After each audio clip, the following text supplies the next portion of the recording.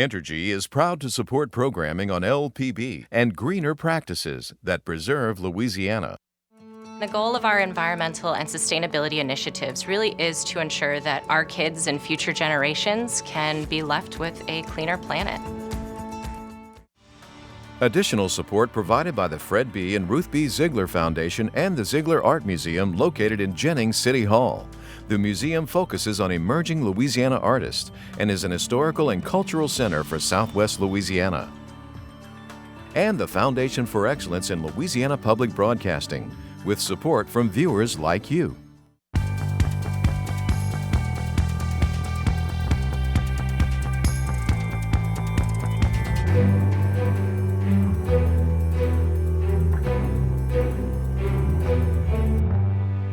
It literally affects the value of their home. A major impact of sea level rise along our coast. Without my family and my friends supporting me, I don't think I would be where I am today. A young woman's battle with mental illness, how she's now helping others around the nation. 90% of the workforce for the American Red Cross is actually volunteers. The lifeblood that keeps the Red Cross rolling. Hi everyone, I'm Natasha Williams. And I'm Moreau. Much more on those top stories in a moment on this week's edition of SWI. But first, to look at some other news making headlines across Louisiana. There's a bankruptcy filing for McDermott International, a Houston-based energy and engineering firm with big historical ties to New Orleans and Baton Rouge. The filing would eliminate more than $4.6 billion in debt. It's expected to be approved by a Texas court in the next 2 months. McDermott's businesses are expected to continue to function normally during the restructuring.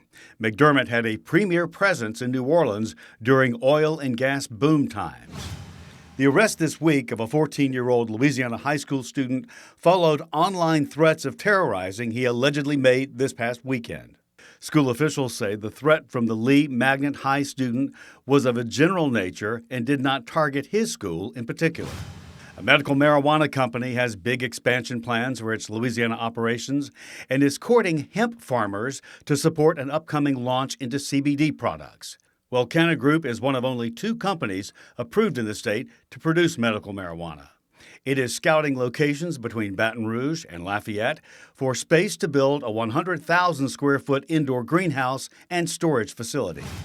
A federal appeals court has rejected a state lawsuit that alleges the Intracoastal Canal has expanded well beyond its legal boundaries and is eating away at state land.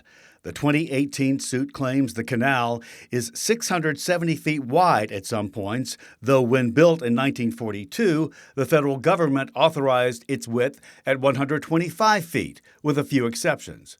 Court records say the waterway is encroaching on White Lake Wetlands Conservation Area, that's in Vermilion Parish, and the problem contributes to coastal erosion and saltwater intrusion.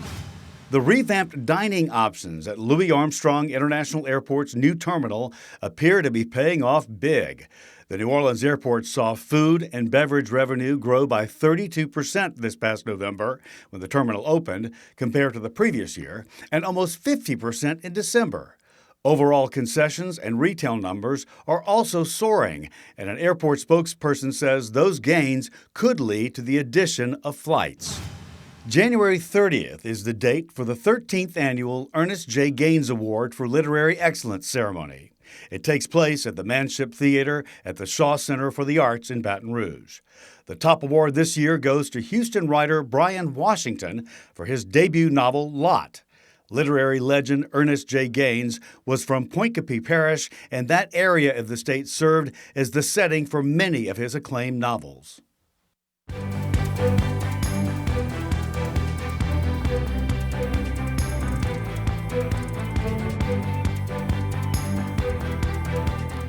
That recent report by Climate Central of a 1-foot rise in sea levels in the next decade is a worst-case scenario, but Zillow is using it to calculate potential property value loss nationwide. America's Wetland Foundation is talking with various communities around the state about adapting to living with rising water. With me is Sydney Coffey, Senior Advisor of America's Wetland Foundation. Sea level rise and home values. This is what was at the center of this discussion. That's right. We've had 2 discussions like this. This one was at Nicholls State University, and it involved Terrebonne and Lafourche Parishes. And then we did one in Cameron Parish a few months ago. And it's all about climate change. It's all about sea level rise and what we're facing, and we're not alone. These are places that are certainly potential models for having to adapt to a rise in water. That's exactly right. It's all about that. And it's about communities all across our coast being able to adapt to what we call the new normal. Right, and we hear that term all the time now, Yeah. but it's become part of our dialogue, hasn't it? Right, it has. But because the new normal is basically, it goes along with the projections of sea level rise, and at the same time, our seas are rising. Of course, Louisiana's coast is sinking. Right. So it's a disaster in the making. When you talk about home values diminishing, what all does that entail? That's frightening enough. There's sort of a 2-pronged way to look at this. Yes, you've got to mitigate for land loss and those types of things, mitigate for saltwater intrusion. But at the same time, you've got to open up a community to understand what it means to have this, that it literally affects the value of their home. And as home values start diminishing, you start losing your tax base. And they say that for every 1% increase in insurance, home values will decrease by about 8%. And people, they sink their lives into their homes. It's the biggest form of savings in this country. Most people, their biggest investment is their home. The equity in their home represents the savings, in some cases, in many cases, the only savings they have. So when you're talking about adapting to water that is rising in some of these communities, potentially happening, what are we talking about there? Adapting how? We've started something called Sea Level Rise Communities of Innovation. We're going into communities in both Louisiana and Florida right now, looking at what it's going to take to adapt to the new normal, what it looks like out there, the projections of sea level rise, and the situation of your particular community. And so we thought that an axis between Louisiana and Florida would be really good to bring about to the public. You know, there's security in numbers. So to bring a state like Florida with its population and its power in Congress would be a smart thing to do. Nicholls State in Thibodaux, the location of this most recent talk, and that's an important location. It really is. And Dr. Jay Clune, who's the new president of Nicholls State, very impressive, I might say, has really made it a mission for Nicholls State, being in the epicenter, if you will, of coastal land loss here in Louisiana, Sure. to be part of the solution. It's really, really important to him that they play a role in their community. They've created a coastal center which is going to work with the community on adaptation. They've got a jobs incubator going. Their research and monitoring is playing a big part in coastal restoration. What do you tell people? You want them to be aware, alert, informed, but not afraid? Yes, I think that's a good way to put it, Andre. I really do. I mean, you've got to be aware of what's going on. You know, it's funny. Climate change elicits so many emotions in a lot of people. The way we've always looked at it is it doesn't matter what you feel about the causes of climate change. That doesn't matter. What's happening is happening. When we're talking about adaptation and not retreating, every community near the coast can't simply pick up and move or desert. No. But how do you really adapt? Louisiana, like in Cameron Parish, they've already adapted to the extent that almost everything in Cameron Parish, hospital, schools, whatever, they're way up there on stilts. And these are ways that communities can adapt. But here's the deal. Almost every community along the coast has some sort of a resiliency plan. And what is resiliency? It's about bouncing back. after a disaster. Adaptation's something different.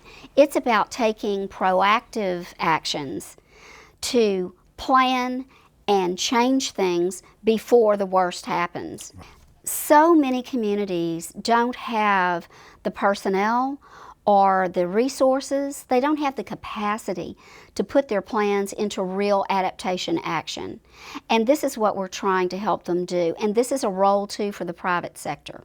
So adaptation would be part of the big coastal master plan too, Sure. as Louisiana moves forward. Sydney, it's good to talk to you.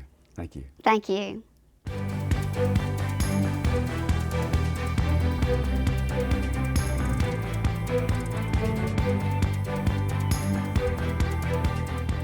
It touches the lives of nearly 18 million people in the U.S., although many people with depression either don't ask for help or don't have access to it. And here in the Pelican State, the number of people suffering from the illness is on the rise. I talked with an area psychiatrist to get answers and talked to a young woman who's been battling mental illness since she was 11. She's now encouraging others to get the help they need. Let me get it in like war. I just wanna know like go. I'd rather be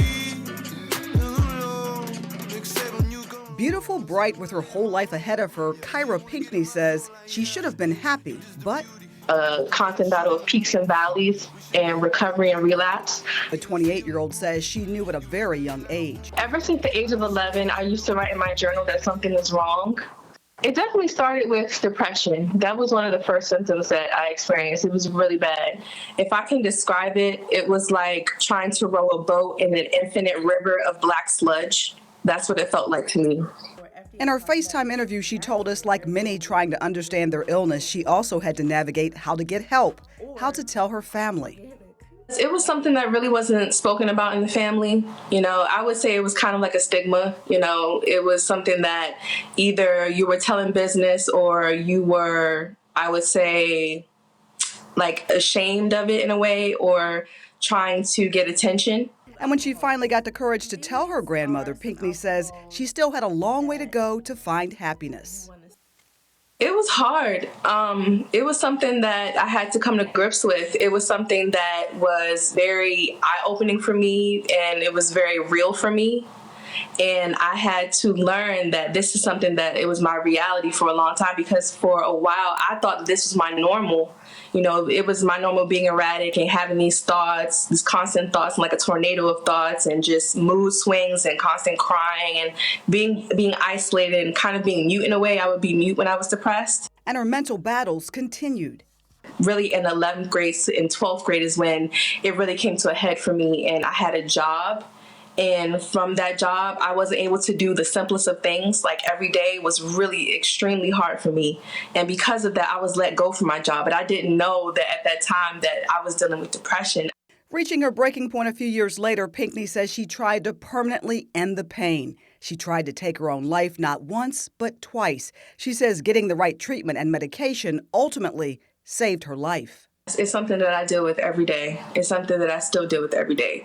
And I've had new diagnoses brought upon me. So it's definitely been a growing thing, but it's something that I'm able to manage better. And many in the Pelican State are battling depression too. A study from the Centers for Disease Control says Louisiana had the second biggest increase in depression in the nation from 2014 to 2018. And our state is near the bottom, number 40, when it comes to availability for mental health experts. It's pretty bad right now. We need a lot more mental health clinicians in Louisiana. Dr. Case Harvey is a psychiatrist at Our Lady of the Lake Regional Medical Center and assistant professor of clinical psychiatry at LSU in Tulane. When Southeast State Hospital was closed in Mandeville, that was a big blow to mental health resources. That hospital closed in 2012, and Harvey says since then, very few new treatment options have emerged. We haven't really seen any growth in any of those long-term beds currently in the state of Louisiana. There's two places that we can send people. There's Central State Hospital, and then there's Jackson, which is East Louisiana Mental Health System, and right around Jackson, Louisiana, just north of here in Baton Rouge. So are we just not knowing that these people are out there, and then maybe they're getting worse? That's kind of the ultimate question, and we've been talking about that in psychiatry for a really long time. We know they're out there, but this population doesn't have lobbyists. This population doesn't really have a voice. These people they're not backed by a lot of funds or money or resources. They don't have spokespeople. Harvey is hopeful that the needs of those with mental health challenges will be met with the help of a new program in the capital city. We're trying to train the next generation of psychiatrists, and hopefully we get a sizable amount of them to stay in the area. He says the bottom line, if you need help, you have to take the steps to get it. You got to start somewhere. So it's important to know some places that you can call to talk to someone to get started on the right trajectory. It's kind of like if I wanted to, get into photography or something. I don't know anything about photography, but if someone said, well, here's a couple places that you can call and they can point you in the right direction, great, that's where I'm going to start. Pinkney says it's important to get the treatment that's right for you. It was part of the problem. I had to find the right fit. That was definitely a part of the problem. It just took time. It took patience on my part. And that's what I stress for everyone, to be patient and to give yourself time to really work through it. And that support system can help you while you're trying to find that therapist or that doctor that can really help you. She says the road to get the right treatment was long and winding, but she says now that she's on the right track, she's made it her mission to help others. You are now officially plugged in to the Self-Care Plug. The Self-Care Plug is a podcast where we talk about various topics of self-care and mental health for the Black women. Her bi-weekly podcast tackles mental health and self-help, helping her listeners to care for themselves physically and mentally. Today, we're talking about mental health versus mental illness. What's the difference between the two? And then we'll go into how advocating for mental health has personally helped me. She feels if she reaches one person, maybe they will help another. It touches on my mental illness and other people's mental illness as well. So it's very important that the message that I want to bring to people is to fight the stigma, to be vocal about it, to speak up, to give mental health that sunlight and that exposure. Most importantly, Pinkney says, don't ever give up. It doesn't make you weak. It doesn't make you a weak person. It's just something that you have to do, just like anything that you deal with a physical illness, with diabetes or hypertension. You have to take medication for that. You have to manage that. But it's something that is important because it can be a life or death situation for some people, because it can become that severe. Hey, you just the beauty. You look like shooting a movie. For more information on getting help with depression, we've attached a link to our website. We've also attached a link to contact Kyra Pinkney or listen to her podcast on lpb.org.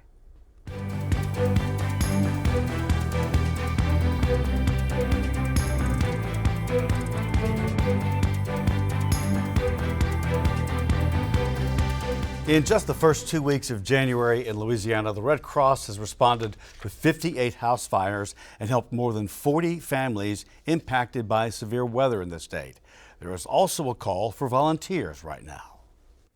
Stephanie Wagner with the American Red Cross and Mark Adams with the American Red Cross, a full-time volunteer. We'll touch on that in a moment, but volunteering is what is bringing us together today. So we want to encourage folks to resolve to volunteer in this new year, to take their time and their talent and be able to spend that in supporting their communities, both in preparation as well as in their time of need. 90% of the workforce for the American Red Cross is actually volunteers, so they truly are the lifeblood of the organization. Mark, what is the passion that drives you to remain a full-time volunteer? The opportunity to go out and assist people during the time of need and disasters. I enjoy helping people when they have house fires and on their road to recovery. That just drives me to come every day and volunteer. And that's a multifaceted thing, I would think. You can be a shoulder to cry on. You can provide them with the basic needs of life. We do wear many hats as a disaster volunteer, especially in disaster services. You could name any number of things in the disaster team. I probably do it. Currently, I'm the disaster coordinator for Baton Rouge. In the Baton Rouge office, I'm also a caseworker. I can do casework. We do casework constantly. Anytime we go to a fire or any type of disaster or incident, we initially help the client, then And then a couple days later, one of our caseworkers in the office will reach out to that client and actually see if there's anything more that we can provide to them, or if we can provide them more referrals in the community to get them on their road to recovery. Besides the call to volunteer, there's always the call to donate to the American Red Cross. Where do the monies go, and what's the distribution of the dollars that are donated? How are they spent? Yeah, so 90 cents on every dollar that's donated to the Red Cross goes back to supporting disaster relief in communities. And that additional 10 cents goes to keeping the lights on. It helps us with that infrastructure, with computers, with cell phones, to make sure that we're able to travel to respond to those types of disasters. And the Red Cross really does respect the donor intent. So if a donor would like their money to go towards a specific disaster, if there's, whether that's Puerto Rico or something locally, they can do that. Or if they just like it to go to like our home fire campaign, which will support us in the preparedness as well as the response and the recovery efforts of folks who have gone through a home fire. We're coming up to our home fire campaign, Sound the Alarm, Save a Life, and it's actually a national campaign in which 100 signature cities will have a goal of installing hundreds of thousands of smoke alarms across the United States. And right here in Louisiana, we're going to have several communities that we are installing smoke alarms between April 18th and May 3rd. And we'll have the opportunity for folks to come out to install those smoke alarms, to be able to provide that home fire safety education, direct folks in how to make a home fire escape plan, and really save lives directly in their communities. Do they call you if there's a need, or how do you find them if they don't call you? Yeah, so we're going to be working with our elected officials as well as our fire departments to determine what neighborhoods are considered high risk. Maybe there's been a fatal fire that's occurred there, or they've noticed that there's a lack of smoke alarms in a specific community. So we'll predetermine those neighborhoods that we go into. But the Red Cross actually installs smoke alarms year-round for free to communities in need. So folks just have to call our office, or they could go to our website and they can register for these free smoke alarms to be installed. And we'll go in and we'll actually set an appointment for them when it's convenient, and we'll come in and we'll do that home fire alarm, smoke alarm installation. Stephanie, Mark, thanks so much. It's great to talk to you. Thank you. Thank you. For more information on volunteering, go to AmericanRedCross.org. This week, the Heartland Institute, a conservative think tank, released its analysis on the vaping industry in Louisiana. It notes that in 2018, only 2% of FDA compliance checks uncovered sales of e-cigarettes to minors. But youth are managing to get their hands on the products anyway. And this month, Louisiana Public Square explores the consequences and challenges of vaping in Louisiana. I can say from experience that being a college student, pretty much everyone around me vapes. It's a very prevalent part of society right now, socially and whenever you're by yourself, because you're addicted to it. That's the whole point of it. The nicotine, you get hooked on it and it's really hard to quit. What is the place that is driving you there? Is it advertising? Is it social media? No, I wouldn't say it's advertising. I would say it's definitely in your social circle. Okay. You're out, having fun at a football game or whatever, and your friend has one, and they're like, "Oh, well, do you want to try it?" And you sort of mentioned that everyone's doing it, so it's all around. Do you vape yourself? I personally do. But I've tried to quit multiple times, I'm getting there. Okay. But I will say that it's the new cigarette. It may not be as harmful right now that we know of, but either way, you're still smoking. You're still putting steam or combustion, smoke, whatever, in your lungs. And you mentioned you've tried to quit. Yes, I've tried to quit multiple times, and I always come back to it because it's in my social circle. Nicotine, what we're talking about, is an addiction, and as this young lady mentioned, folks need resources to quit. Like at this point when we're talking about, we have to be nuanced when we're talking about even being punitive with this, because young people are now addicted. So now we have to get to the cessation resources, and it may take people multiple times to quit. So some of those resources include things like I mentioned, quitwithusla.org, and young people can call the quit line as well, 1-800-QUIT-NOW. Also, if you want to get to a person, you can reach us, you can reach Kenyatta, you can request us to come out to schools or provide like a packet of materials. You can reach us at tobaccofreeliving@lphi.org, or even go to our website at tobaccofreeliving.org. I'll say one of my biggest concerns is that we don't know a really effective resource yet to help kids stop vaping. There's a recent study that actually even looked at the most effective way to quit smoking, which is not vaping at all. They're medications that are not nicotine-based, and those didn't work for kids who were vaping. And so our biggest silver bullet, which even then only achieves about 20% effectiveness in adults, didn't work in children. So that's one of our biggest concerns. We're seeing vaping balloon, and at the same time, we do not yet have effective treatments to get people off. You have one company that came in with these high nicotine pods that have all the kids like, that's Juul. It's that's one company out of 13,000 different businesses. They came in, they have those high nicotine levels that have attracted the children, and now these 13,000 businesses are getting lumped into the wrongdoings of one person, of one company. So I think there's a serious distinction, because I think that we have that passion, and I think all of us still operate in that same capacity of that we're here for adult smokers to help them make that transition. We can't control what another company does, and that is the only company owned by Big Tobacco too, also. The only company out of 13,000. We are not a big tobacco industry. Vaping in Louisiana airs this Sunday at 10 a.m. on LPB. You can visit lpb.org/public square for more information. NewsHour co-founder Jim Lehrer, a giant in journalism known for his tenacity and dedication to simply delivering the news, died peacefully in his home Thursday. Lehrer was a firm believer that being a journalist was never self-centered as an endeavor. He always told those who work with him, it's not about us. Jim Lehrer was 85 years old. And everyone, that's our show for this week. Remember, you can watch anything LPB anytime, wherever you are, with our brand new app. Download it for free from your app store. This upgraded version features news, public affairs, documentaries, how-tos, and many more programs. And please follow us on Facebook, Twitter, and Instagram. For all of us at Louisiana Public Broadcasting, I'm Andre Moreau. And I'm Natasha Williams. Thanks for watching. Until next time, that's the state we're in.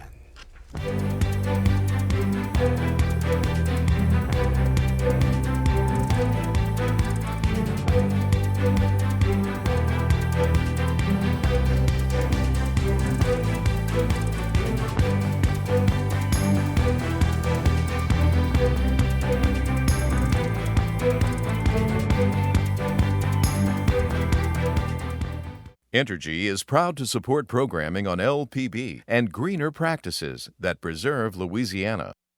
The goal of our environmental and sustainability initiatives really is to ensure that our kids and future generations can be left with a cleaner planet. Additional support provided by the Fred B. and Ruth B. Ziegler Foundation and the Ziegler Art Museum located in Jennings City Hall. The museum focuses on emerging Louisiana artists and is an historical and cultural center for Southwest Louisiana. And the Foundation for Excellence in Louisiana Public Broadcasting, with support from viewers like you.